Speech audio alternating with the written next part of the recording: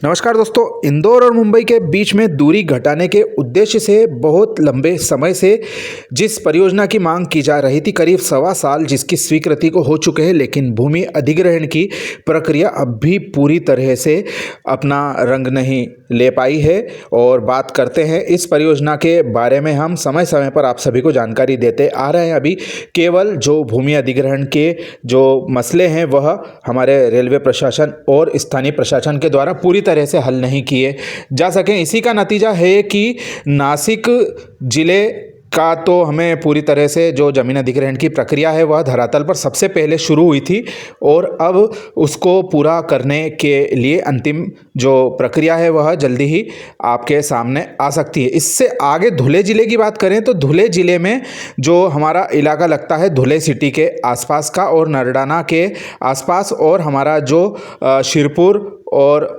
मध्य प्रदेश सीमा तक का इलाका है वह धुले ज़िले में आता है। 10 अक्टूबर को इसकी फाइलें राजपत्र के लिए आगे जा चुकी, लेकिन अब तक दिसंबर बीतने को है और वह राजपत्र प्रकाशित नहीं हुआ है।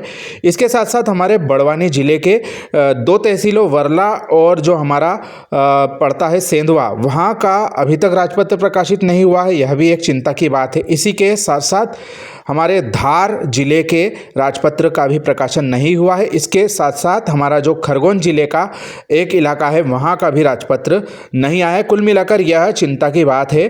करीब 1.25 साल से अधिक समय हो चुका है और जमीन अधिग्रहण की प्रक्रिया के बारे में गंभीरता से विचार जो है नहीं किया जा रहा है। दिक्कत कहाँ आ रही है, इसको दूर करने का प्रयास किया जाना चाहिए। क्षेत्र के जनप्रतिनिधियों को अंततः अब इसको समझना चाहिए, क्योंकि जो हमारा अगला बजट है वह भी आने वाला है फरवरी महीने में। पिछले साल इस परियोजना को महज 267 करोड़ रुपए के आसपास का बजट आवंटित हुआ था, लेकिन उस बजट का भी कोई इम्प्लीमेंटेशन अभी तक नहीं हो पाया है।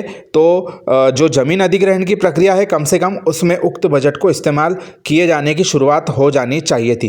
कहने को इस परियोजना का एक भाग जो है वह हमारा बोरविहीर न्यू धुले से होकर नरडाना के बीच में बनाया जा रहा है, लेकिन उस परियोजना का कार्य भी एक हिस्से में अच्छा चल रहा है, लेकिन नरडाना के आसपास हमको कोई गतिविधि देखने को नहीं मिलती है। इसका भी लक्ष्य वर्ष 2027-28 तय किया गया है।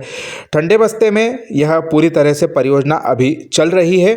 मध्य रेलवे निर्माण विभाग को गंभीरता से इस बारे में प्रयास करना चाहिए कि दशकों तक इस परियोजना का इंतजार क्षेत्र के लोगों ने किया है और इसका कार्य धरातल पर वे लोग जल्द से जल्द शुरू करें। जमीन अधिग्रहण के जो मसले हैं उनको हल करके जो कार्य है वह आगे बढ़ाने हेतु टेंडरों के खोलने का सिलसिला शुरू करना चाहिए। कम से कम जो बड़ी नदियों पर और हाईवे आदि के आसपास जो पुल पुलिया बनाना है उनके टेंडर तो कम से कम निकाल देना चाहिए। राज्य शासन से रजामंदी लेकर जल्द से जल्द उक्त जो सरकारी जमीन के अधिग्रहण के मसले हैं वह सबसे पहले हल किए जाने चाहिए और उक्त जो परियोजना है उसका कार्य बचे हुए इलाकों में शुरू करने की प्रक्रिया होना चाहिए। लेकिन जो हम आपको समय समय पर बताते आ रहे हैं, इसमें कोई गंभीरता किसी भी तरह से दिखाई नहीं दे रही, ना स्थानीय प्रशासन की ना रेलवे विभाग की।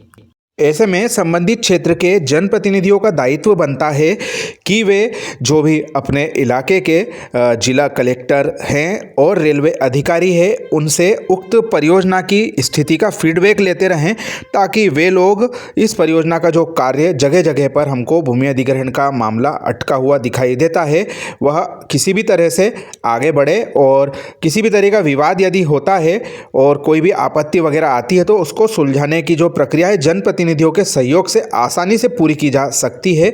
इसके लिए रेलवे अधिकारियों को एवं जो क्षेत्र के हमारे अधिकारी गण हैं राजस्व विभाग के, उनको भी सोचना चाहिए। और लंबे समय से क्षेत्रवासी इस परियोजना का इंतजार कर रहे हैं। अब जाकर करीब 1.25 साल बीतने के बाद भी इसकी पूरी जमीन अधिग्रहण की प्रक्रिया नहीं हुई है, तो इसका निर्माण कार्य कब शुरू होगा यह एक चिंता का विषय है। तो दोस्तों, यह थी इस परियोजना के बारे में लंबे समय के बाद में अपडेट। यह हमारे 2025 की अंतिम अपडेट आप मान सकते हैं, क्योंकि अभी तक तो कोई भी खबर इसके बारे में नई निकल कर नहीं आई है। आशा है अगले वर्ष हमको इसके बारे में अच्छी सूचनाएं प्राप्त होगी, जिसको हम आपसे शेयर करेंगे। वीडियो के बारे में अपने विचार ज़रूर बताएं। आप सभी का धन्यवाद।